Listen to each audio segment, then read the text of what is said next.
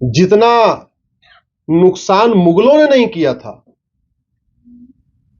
जितना नुकसान अंग्रेजों ने नहीं किया था, उससे ज्यादा नुकसान हुआ है 1950 के बाद।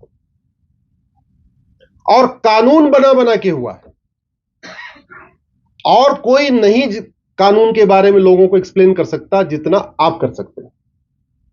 इसलिए मैं कहता हूं सारे एडवोकेट्स को फेसबुक जरूर उपयोग करना चाहिए। अपने नाम के 5,000 लोग, कास्ट नहीं, कास्ट तो 2000 साल पहले, अपने नाम के 5,000 लोगों को जोड़ना चाहिए। अगर हर परिवार में ऐसे लोग शुरू कर दें, पता चला पति पत्नी मिलकर 10,000 जोड़ लिया, बच्चा भी है थोड़ा, उसको और कितना यूज करना है, मात्र 10 मिनट यूज करना, ज्यादा यूज नहीं करना, उसका एडिक्शन भी नहीं पालना। जब भी कुछ प्रॉब्लम समझ में आई, रात में समझ में आई, दिन में समझ में आई, टाइम मिला, लंच के समय टाइम मिला, उसमें जाके प्रॉब्लम लिख दिया, रूट काज लिख दिया, सोल्यूशन लिख दिया। दूसरा जो मेरा आग्रह है, ये तो हो गया समाज के जागरण का। दूसरा, जो समस्या है उसका समाधान कहां से निकलेगा? 80% समस्याओं का समाधान संसद और विधानसभा से निकलेगा। कुछ लोगों का यह मानना है कि समाज जागृत होता है तो व्यवस्था बदलती है। हम थोड़ा इसका उल्टा सोचते हैं। मेरा यह मानना है व्यवस्था बदलती, समाज अपने आप उसके पीछे पीछे चलता है। उदाहरण के लिए, भारत में 80% हिंदू हैं। हिंदुओं के लिए काम करने वाले लगभग 5,000 से ज्यादा संगठन हैं, कम से कम। भाई, संघ से जुड़े हुए 50 संगठन तो डायरेक्ट हो गए, और उनके सब संगठन जोड़ लीजिए तो 5,000 तो है ना मिनिमम। 80% हिंदू, 5,000 संगठन हिंदुओं के लिए काम कर रहे हैं। इसके बावजूद भी यहां घुसपैठ भी हो रही है, धर्मांतरण भी हो रहा है, लव जिहाद भी हो रहा है, लैंड जिहाद भी हो रहा है, मजारे भी बन रही हैं, दरगाहें भी बन रही हैं, पक्के कब्रिस्तान भी बन रहे हैं, सब कुछ हो रहा है। दुबई में कितने हिंदू हैं? 15%। आरएसएस वहां है क्या? नहीं। बजरंग दल है क्या? नहीं। कोई संगठन है क्या? नहीं। एक भी संगठन नहीं वहां पे, और मात्र 15% हिंदू। कभी आपने दुबई में सुना लव जिहाद, लैंड जिहाद, मजार जिहाद, दरगाह जिहाद, पक्का कब्रिस्तान सुना क्या? नहीं। सिंगापुर में सुना आपने? नहीं। जापान में सुना आपने? नहीं। चीन में सुना क्या? नहीं। अंतर क्या है? उन्होंने हमारे भगवान राम और कृष्ण को अपना लिया, हम पूजा करते रह गए, उन्होंने उनकी नीतियां अपना लिया। भगवान श्री राम ने बोला था भय बिन होए न प्रीत, और भगवान कृष्ण ने बोला था सठे साठ्यम समाचर। आज आपका पूना, बुरा मत मानिएगा, जो मेरी अपनी एनालिसिस है, ड्रग का हेडक्वार्टर बन चुका है। आपके पुणे का मुझे एक कॉलेज बताइए जहां ड्रग नहीं बिक रही है। उस ड्रग से कौन बर्बाद हो रहा है? हम बर्बाद हो रहे हैं, हमारे बच्चे बर्बाद हो रहे हैं, हमारा धन भी जा रहा है और हमारा धर्म भी जा रहा है। हमारा बच्चा नशेड़ी हो जाएगा तो काय का सनातन, काय का राम, काय का कृष्ण, और नशेड़ी तो नशेड़ी। और घर में एक ही दो बच्चा है, ऐसा भी नहीं कि 10 है कि 2 नशेड़ी हो जाएगा 8 ठीक रहेंगे। बच्चा तो एक ही है, या मैक्सिमम 2 है। अब अगर वो ड्रग एडिक्ट हो गया, वो अगर पॉर्न का एडिक्ट हो गया, तब तो गए। सिंगापुर में ड्रग क्यों नहीं बिकती? गूगल करिएगा, सिंगापुर गांजा फांसी। एक व्यक्ति ने 900 ग्राम गांजा लेके गया था, कॉलेज के पास बेच रहा था, उठा के फांसी दे दिया। दोबारा सिंगापुर में कोई गांजा लेके जाएगा क्या? नहीं। एज ए एडवोकेट हमारी ये ड्यूटी होती है कि हम कम से कम ये पता करते रहें कि कैसे कैसे हम खत्म हो रहे हैं। दंगों में हर साल मुश्किल से 5,500 लोग मारे जाते हैं, लेकिन रोड एक्सीडेंट से लोग 5 लाख लोग मारे जाते हैं। ड्रग के कारण लगभग 10,000 लोग मरते हैं। ऐसे और अनेक अनेक कारण हैं। उनके रूट काज को निकालना, उनको समझना, उनको समझाना। तो एक तो मेरा सभी रिक्वेस्ट है, ये केवल आप सामने नहीं, क्योंकि ये वीडियो भी बन रहा है, वीडियो ये जाएगा 3-4 करोड़ 5 करोड़ कितने लोग तक जाएगा मुझे नहीं पता। मैं आज इस पुणे की पवित्र धरती से सभी अपने अधिवक्ता साथियों, भाइयों और बहनों से हाथ जोड़ के निवेदन कर रहा हूं, फेसबुक का उपयोग करिए, 5,000 लोगों को जोड़िए, महीने में एक बार अपने सांसद से जरूर मिलिए और महीने में एक बार अपने विधायक से जरूर मिलिए, क्योंकि बाकी लोग जो मिलते हैं सांसद विधायक से, या तो वो बर्थडे का कार्ड देने के लिए मिलते हैं, या शादी का कार्ड देने के लिए मिलते हैं, या एफआईआर नहीं हो रही होती तो मिलते हैं, या ट्रांसफर पोस्टिंग के लिए मिलते हैं, किसी न किसी स्वार्थवश मिलते हैं, या खुश करने के लिए मिलते हैं कि भाई सांसद जी चलो फोटो दिखाओ, अपने चेहरा दिखा दो, इसलिए मिलते हैं। वास्तव में राष्ट्र निर्माण के लिए, अपने धर्म के लिए, सनातन संस्कृति के लिए 1% भी लोग नहीं मिलते, 1% भी नहीं लोग मिलते। इतनी दल गुलामी हो चुकी है कि कहीं गलती से अगर दूसरी पार्टी वाला जीत गया फिर तो बिल्कुल नहीं मिलते, अपने वाले से भी नहीं मिलते। बुरा मत मानिएगा, मैं हाथ नहीं उठवाऊंगा कि पिछले 1 महीने में आप अपने सांसद विधायक कितनी बार मिले ठीक है, लेकिन ये सच्चाई है। और सारी बीमारियों की दवाई कहां बननी है? संसद और विधानसभा में। जिसको दवाई बनानी है उसको पता ही नहीं कौन सी दवाई बनानी है, और जिसको पता है कि कौन सी दवाई कारगर है वो उसको जाके बता नहीं रहा कौन सी दवाई बनानी है। मैं अभी बैठा था, जैन साहब चले गए क्या?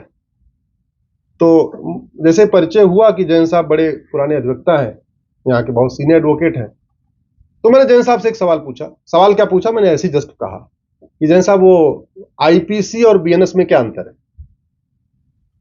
तो जैन साहब ने बोला कि नई बोतल में पुरानी शराब है। ऐसे ही है, ऐसे ही है, इसमें कोई गलत नहीं बोला उन्होंने। तो मैं चुप रहा। तो हमने कहा, हमें चुप ही रहा, हमने सोच रहा था कि क्या पता कुछ और आगे बोले। फिर थोड़ी देर बाद उन्होंने बड़ी ईमानदारी से खुद ही बोला कि बोला इसमें गलती सरकार की क्या है? हमारे पास 2 साल पहले ड्राफ्ट आया था, मैंने भी कौन सा सजेशन दिया था। उन्होंने खुद ही एडमिट किया कि हमारे पास भी आया था सुझाव देने के लिए, लेकिन मैंने भी नहीं कहा, और नतीजा यह हुआ कि नई बोतल में पुरानी शराब बन के आ गई। आई कि नहीं आई? सेक्शन थोड़े रटने और पड़ रहे, कंटेंट वही है और सेक्शन बदल गए तो रटने भी पड़ रहे हैं। तो समस्या बढ़ी है कि घटी है? जोर से बोलिए जरा। बढ़ी है। लेकिन उसमें हमने क्या गलती किया? कंट्रीब्यूशन नहीं। अगर आप कंट्रीब्यूशन नहीं देंगे तो समस्या आपको झेलनी पड़ेगी। ऐसा नहीं हो सकता कि हम ये सोच रहे हैं कि नहीं नहीं ये जो समस्या दिख रही है हमारी, सबकी समस्या है।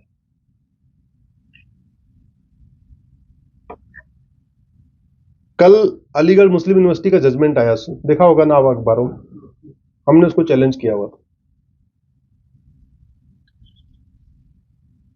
एक छोटी सी गलती कैसे पूरे देश को बर्बाद कर रही, उसका एक एग्जांपल आपको बताता हूं। भारत में आर्टिकल 29, 30 में माइनॉरिटी शब्द आया हुआ है, ठीक है, लेकिन माइनॉरिटी कौन है यह कहीं नहीं लिखा हुआ है। संविधान में दो बार शब्द आया माइनॉरिटी, आर्टिकल 29, आर्टिकल 30, बस 2 जगह लिखा हुआ। उसके बाद माइनॉरिटी कमीशन एक्ट बन गया 1990 में, उसमें भी नहीं लिखा हुआ है हु इज माइनॉरिटी या माइनॉरिटी की डिफिनेशन क्या होगी। माइनॉरिटी एजुकेशन एक्ट बन गया, नहीं लिखा हुआ है माइनॉरिटी कौन है। माइनॉरिटी कमीशन चल रहा है, माइनॉरिटी अफेयर मिनिस्ट्री चल रही है, माइनॉरिटी बोर्ड चल रहा है, माइनॉरिटी ट्रिब्यूनल चल रहा है, केंद्र सरकार की हजारों करोड़ की योजनाएं माइनॉरिटी के नाम पे चल रही हैं, राज्य सरकारों की हजारों करोड़ की माइनॉरिटी की योजनाएं चल रही हैं। किसके किसके पैसे से चल रही? जरा जोर से बोलिए। अरे जोर से बोलिए। हमारे पैसे से, आपके पैसे से। और माइनॉरिटी कौन है? किसी को नहीं पता। ना हाई कोर्ट को पता माइनॉरिटी कौन है, ना सुप्रीम कोर्ट को पता माइनॉरिटी कौन है, ना राष्ट्रपति को पता माइनॉरिटी कौन है, किसी को नहीं पता माइनॉरिटी कौन है। तो मैंने पीआईएल फाइल किया 2017 में। हमने कहा इतना सब चल रहा है, पहले ये तो बता दो माइनॉरिटी है कौन। टीएमए पाई केस 2002 में आया, 11 जजों की बेंच का फैसला, उसमें भी उन्होंने माइनॉरिटी की चर्चा किया, लेकिन डर के मारे माइनॉरिटी को डिफाइन नहीं किया। मैं शब्द यूज कर रहा हूं डर के मारे, क्योंकि मैं ये देख रहा हूं पिछले 20 वर्षों से माइनॉरिटी को डिफाइन करते इसे लगता है लोग हाथ जल रहे हैं। सब कुछ माइनॉरिटी के नाम पे, माइनॉरिटी के नाम पे वजीफा, माइनॉरिटी के नाम पे लोन, माइनॉरिटी के नाम पे ये, माइनॉरिटी के नाम पे वो, पता नहीं माइनॉरिटी के नाम पे coaching, minority board, minority tribunal, दुनिया भर का माइनॉरिटी। और कौन है माइनॉरिटी किसी को नहीं पता। माइनॉरिटी कहीं डिफाइन ही नहीं है। और जानते हैं ये जो माइनॉरिटी अफेयर मिनिस्ट्री है, ये कन्वर्जन अफेयर मिनिस्ट्री है।